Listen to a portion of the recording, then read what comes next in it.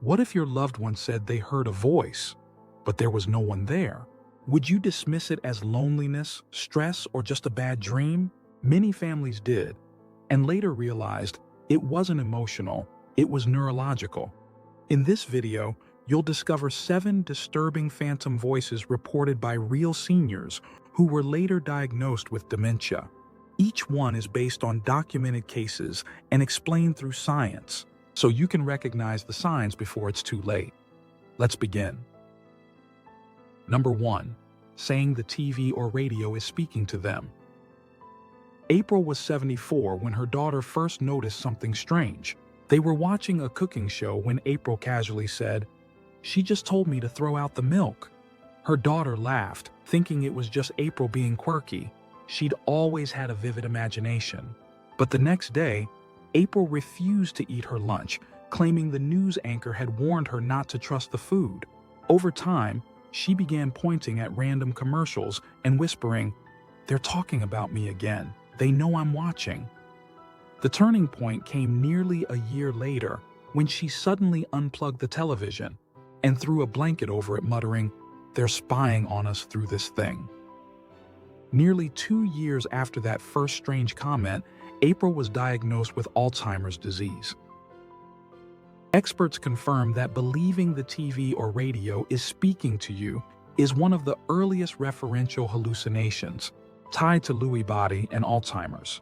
This isn't about hearing random sounds. It's the brain misassigning meaning, confusing public messages as private instructions.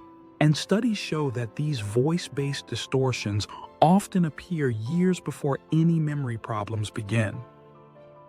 New dementia videos daily. Feel free to subscribe. Number 2. Believing the dog or cat spoke to them. Gene, 78, had always talked to his beagle, Rusty, like a close friend. But about 18 months before he was diagnosed with vascular dementia, Gene's daughter started to worry when the conversations became one-sided. One morning, Gene told her, "Rusty said I shouldn't go outside today." She just laughed at first, but over time, he began insisting that Rusty was giving him advice, like, "Don't trust the mailman," or "It's not safe to go shopping today." Things only got worse. He started refusing to leave the house unless the dog agreed, and even blamed Rusty for hiding his shoes. The turning point came when he called 911, claiming his dog had warned him that someone had broken into the house and was hiding in the garage. That's when the family finally scheduled a full evaluation.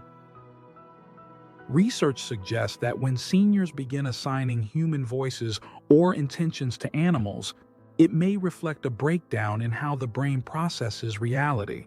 Patients often experience auditory hallucinations involving trusted pets.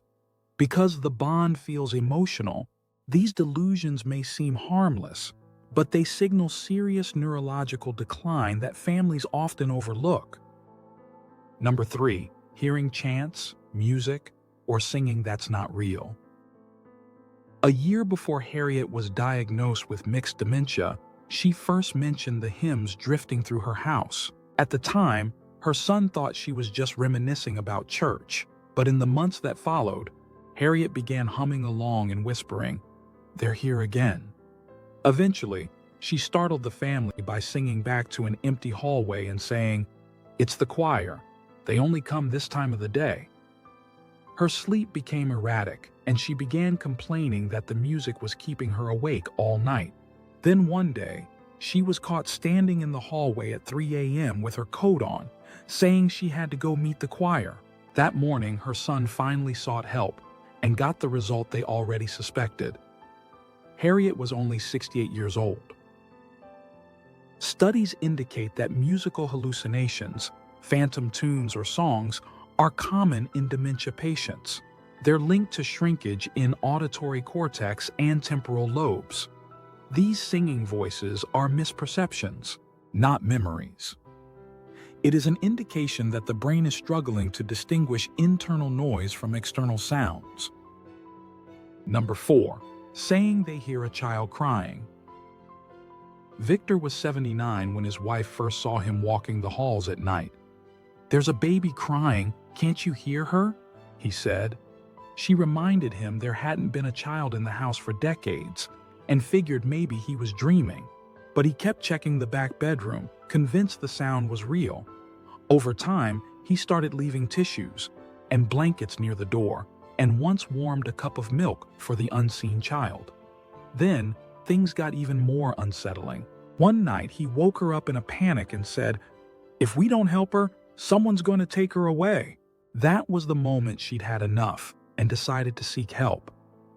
Victor was soon diagnosed with Alzheimer's, and she blamed herself for not acting sooner, knowing the diagnosis had been delayed nearly 2 years. Clinical reports show phantom crying is a charged hallucination in early dementia. It taps deep emotional memories, distorting perceptions. These episodes often precede memory loss, signaling misprocessed sounds. But families often dismiss them as dreams or sleep issues, missing crucial warnings. Number 5. Accusing neighbors of yelling through the ceiling. Roughly a year before she was diagnosed with Lewy body dementia, Martha, 80, started making strange complaints. She said the neighbors upstairs were yelling at her, mocking her voice and shouting her name when she tried to sleep. But Martha lived in a single-story home. Her son didn't think much of it at first, assuming she was just being paranoid from watching too many scary shows on TV. But over time, she started banging on the ceiling with a broom and taping towels over the vents, convinced the voices were coming through the air system. The red flags became undeniable when she called the police, claiming someone in the attic was watching her. They searched the house, but found nothing. That's the day her son finally pushed for a full cognitive evaluation. Findings suggest that auditory hallucinations involving imagined neighbors in the walls are common in dementia. The brain misinterprets real sounds or invents them entirely and assigns false meaning. Because the person often sounds clear and confident, families may mistake it for anxiety or stress. But in many cases, it's one of the brain's earliest signs of perceptual failure. Number 6. Believing a deceased loved one is talking to them. Ronald was 77 when his son overheard him say, "I know, honey, I'll take my pills now." No one else was in the room. When asked who he was talking to, Ronald smiled and said, "Your mother. She always reminds me, even now."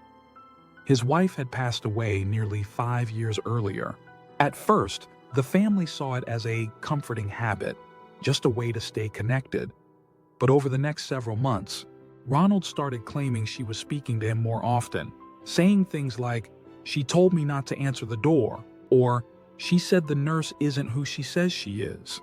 Nearly a year after that first quiet moment, he refused care during a medical visit, saying, "Barbara told me not to trust them." That was the final straw.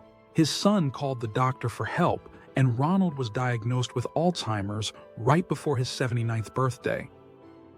Research shows that auditory hallucinations involving deceased loved ones are often early signs of cognitive decline.